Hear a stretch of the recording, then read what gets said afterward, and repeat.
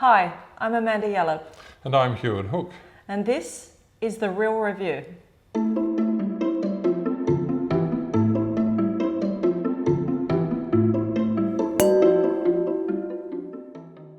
The wine we're tasting today is the Ayala Brut Majeur non-vintage from in Champagne. So Ayala is quite an old house, established in 1860 in the village of A, which is one of the little villages of Champagne, which also happens to be the home of Bollinger, which is a much more famous Champagne house. Now, the other thing is that Bollinger now owns the house of Ayala. And you might think, well, you would want to differentiate those two styles as much as possible, and they do that. Bollinger is very much a Pinot Noir house. They use oak.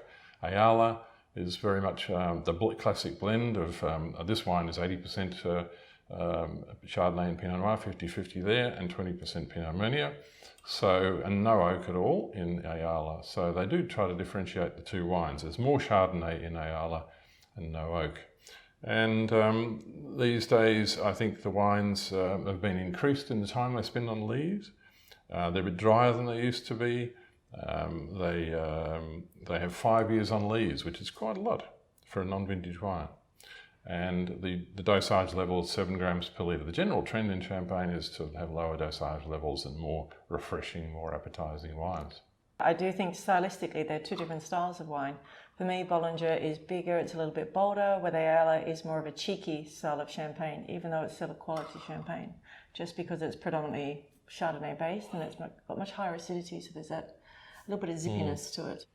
I'm a Bolly fan, but if you want something a little bit lighter, you would have the Ayala, particularly if you're looking at lighter dishes. Bollinger, particularly in winter, if you want to have a Champagne, you'd have a Bollinger. You'd have something that's Pinot dominant. You'd have something with a little bit more weight, a little bit more glory, a little bit more gravitas. Where Ayala for me is more spring and summer, but that doesn't mean that you can only drink it those times of year.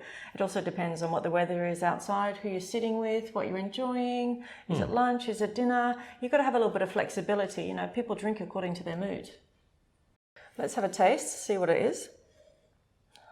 You smell that autolytic characteristic.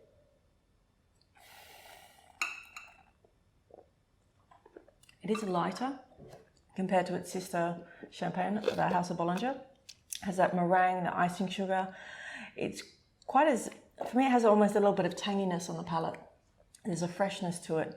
I do think that you can actually see the time in bottle, because you get that lazy sort of weight on the palate that adds that savoury sort of note, which makes it great with food. There's a real yeastiness on the aftertaste, I find. Absolutely, it's hanging back, almost that bread dough sort of note. Yeah. It is a young wine, but I mean, it is a non-vintage, but non-vintage wines are actually the flagship of Champagne. They think that that's their best wine, where traditionally, if you go to any other winery, the most expensive wine is their flagship wine. In non-vintage, people always diss it a little bit just because it's non-vintage, when actually you do get very good quality. And it has already aged in cellar, so you can drink it straight away. Just don't store it in the fridge and leave it for a very, very long time in a normal fridge.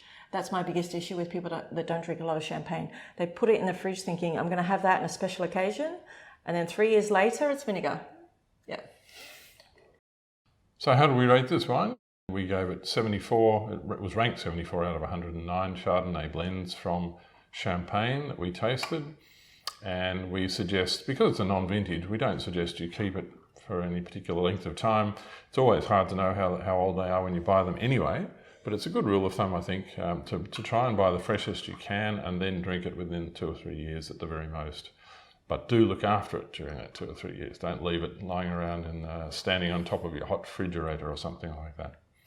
So we say drink it now. It's good value. It's probably one of the better value non-vintages going around. So the food match for this wine, we did ask the winemaker what they like to serve with it, and they suggested seafood. And it's pretty hard to go past seafood with just about any non-vintage Champagne. But they've nominated oysters, prawns, probably served cold, probably the oysters freshly shucked out of the shell with just a squeeze of lemon juice. I can't imagine you would need anything more. Cheers.